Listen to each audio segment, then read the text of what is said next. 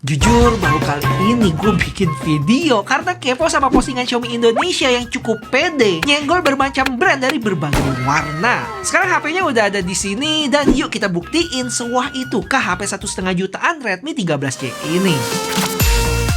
BTW buat unboxingnya ada yang baru dari boxnya, bernuansa merah putih gitu, unik juga loh. Dengan tulisan Redmi 13C dan logo Xiaomi di kanan atas. Habis itu di bawah dan samping-sampingnya ada spesifikasi yang bakal kita bahas nanti. Untuk unit gua sendiri yang warna biru ya 8+256GB. Pas dibuka langsung ada HP-nya itu sendiri, terus box lagi yang ada SIM ejector, buku-buku terlantar, dan nggak dapat casing ya. Habis itu ada kabel Type A ke Type C dan chargeran 10 watt. Oke, tampaknya masih ada rahasia di sini. Dan wah, ternyata nggak ada screen protector bawaan juga guys. Pas dinyalain langsung disambut sama MIUI 14 berbasis Android 13 ya. Habis itu setup kayak biasa, regi sidik jari di tombol power samping sini nih. Dan setelah kelar, gue cek storage-nya udah kemakan 32,4GB. Eits, langsung diminta update software nih. Cus hajar. Impresi gue tentang HP ini oke aja sih desainnya. Nggak yang jelek dan nggak yang wah juga sih. Sebenarnya gue suka, cuman karena udah banyak HP-HP sekarang yang modelnya mirip-mirip gini, ya netral aja. Untuk backnya dia kayak ada bintik-bintik glitter gitu dan minim sama sidik jari. Terus bagian kotak ini dia rata ya permukaannya, cuma beda di lebih glossy aja. Habis itu ke bagian depan kita dapat bonus bezel yang cukup tebal. Pengen komplain, tapi hampir semua HP 1 jutaan kayak gini semua nggak sih? Lanjut buat kamera selfie, tipe yang kayak tetesan air tapi nggak jatuh-jatuh. Terus yang gue bilang sebelumnya nggak ada screen protector bawaan ya, udah mau nyaingin HP-HP flagship Apple, Samsung, sama Google nih, waspadalah. Waspadalah! Untuk layar dan framenya sendiri flat. Di sebelah kanan ada volume dan power button. Di atas ada lubang yang kesepian. Karena cuma sendiri dia. Biasa ditemenin AR blaster, tapi sekarang nggak ada. Di bawah ada mic, port Type-C, dan lubang speaker. Dan yang terakhir, di kiri ada 3 slot dia di dalamnya. 2 SIM card dan 1 memory card yang up to 1 tera. Untuk feel genggam, HP ini termasuk lebar ya dari rata-rata HP yang pernah gue pegang. Hampir se-S23 Ultra, sekitar 78 mili. Tapi cukup enteng kok, 192 gram dengan tebal 8,09 mili. Lanjut ke spesifikasi, yang penting-penting aja ya, punya ukuran layar 6,74 inch IPS dengan refresh rate 90Hz. Dan udah ada perlindungan Corning Gorilla Glass. Cuman nggak ada info nih Gorilla Glass berapa dia. Pas dilihat emang rata-rata layar IPS sih kayak gini, nggak setajam layar AMOLED. Dan viewing angle-nya itu terbatas loh. Kalau dimiringin dikit jadi cenderung gelap. Tapi sekali lagi ingat ya, ini hal yang wajar untuk HP di bawah 2 juta. Rata-rata mereka masih pakai panel IPS. Atau semuanya. Terus untuk pengalaman scrolling mulus kok dengan refresh rate 90Hz tadi. Next kita ke performance, pakai chipset jadul 3 tahunan lalu, MediaTek Helio G85. Cuma performance-nya juga masih lumayan kok. Nanti gue spill di tes gaming. Pas gue tes benchmark, dapat skor Antutu versi 10 di 281 ribuan. Dan sekarang ini dia Geekbench dan 3D Marks-nya. Cuma kelemahannya di sini adalah tipe storage-nya yang masih eMMC 5.1, bukan UFS nih. Pas gue cobain emang berasa lambat sih, tapi nggak yang pakai banget. Coba gue kasih perbandingan nih ya. Misalnya gue buka Genshin Impact dari pencet ikonnya sampai ke start itu butuh waktu sekitar 20 detik. Sedangkan gue coba di HP dengan storage tipenya UFS 2.2, hasilnya selisih 2 detik aja. Habis itu pas bagian masuk ke gamenya butuh waktu sekitar 39 detik. Sedangkan di UFS 2.2 31 detik. Selisih 8 detik yang buat gue sih masih oke. Bukan yang sampai berkali lipat gitu. Tapi buat teman-teman yang berasa tetap lama dan butuh storage UFS, ada pesaingnya yang secara spek juga nggak kalah wow, yaitu itel S23. Harganya pun gua rasa juga lebih murah sih. Cuman disinilah yang bikin gue impress dari postingan Xiaomi Indonesia yang gue bilang di awal tadi.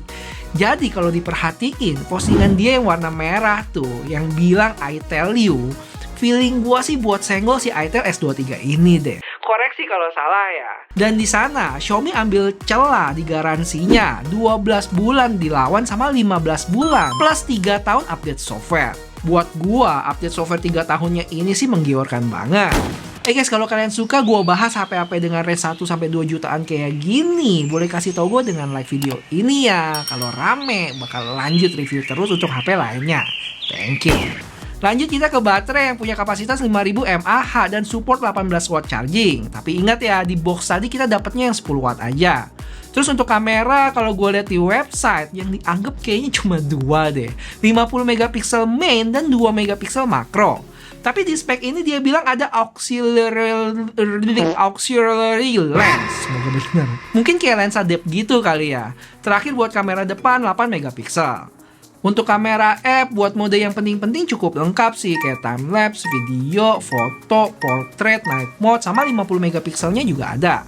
Mungkin kalau slow-mo-nya ada bakal pas tuh lengkap sepaket. Untuk zoomnya sendiri buat foto mentok di 10 kali, sedangkan video ada di 6 kali. Untuk resolusi video dia mentok di 1080p 30 ya.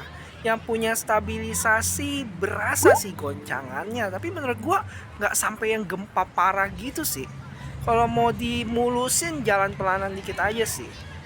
Buat stabilisasi ya begitulah, masih kelihatan dikit sih gedungnya. Cuma ya mostly putih kalau ketemu yang terang gini. Gimana kamera belakangnya? Agak ketajaman ya buat gambarnya. Kalau lebih soft dikit bakal cihuy sih, karena dari warna udah cukup pas.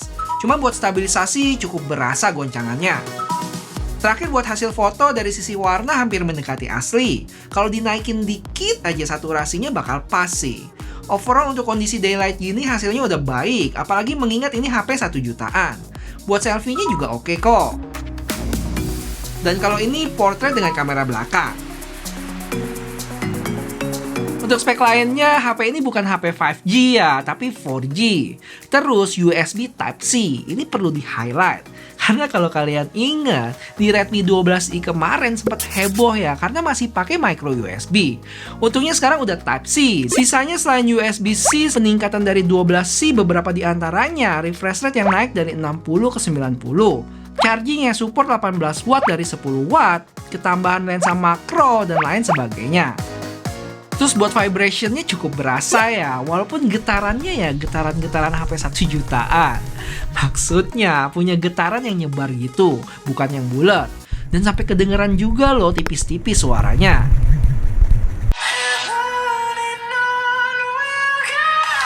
Untuk speaker mono ya, yang cukup kenceng, walaupun buat kualitas nggak usah terlalu ngarep sih. Ya, oke. Kira-kira sehebat apa performance chipset 3 tahunan lalu ini? Jadi gua tes gaming Genshin Impact pakai settingan lowest 30 fps. Dan buat pengalamannya masih bisa dimainin kok, walaupun nggak mulus ya. Beberapa kali sempat nge-freeze bentar, tapi nggak sering. Buat grafik FPS-nya sendiri bisa dapat di 25,5 fps. Dan kalau dilihat ada drop tajam di sini, itu lagi teleport ya, jadi bisa diabaikan. Total gue main selama 20 menitan dan baterai berkurang 8%. Untuk suhu pun tergolong aman ya, anget ke panas dikit aja. Lanjut kita ke game kedua yaitu Mobile Legends yang dapat settingan High Ultra. Langsung aja kita tes pakai settingan ini dan hasilnya lebih mulus dari main Genshin Impact sebelumnya.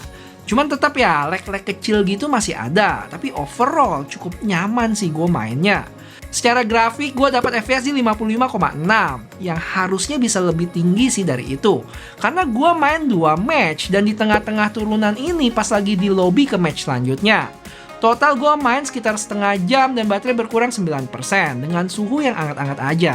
Terakhir sempat intip settingan PUBG yang dapat di HD High dan balance sampai Smooth Ultra. Oh ya, HP ini juga nggak ada gyro ya, bisa dilihat dari settingannya nggak bisa diaktifin tuh. HP ini ada 4 warna, hitam, biru, putih, sama hijau. Buat di Singapura, variannya ini cuma satu ya, 8+256, seharga 179 Singapura dolar di toko ofisialnya. Tapi gue sempet cek di toko lain yang gue beli nih, ada yang jual lebih murah di 169 Singapura dolar.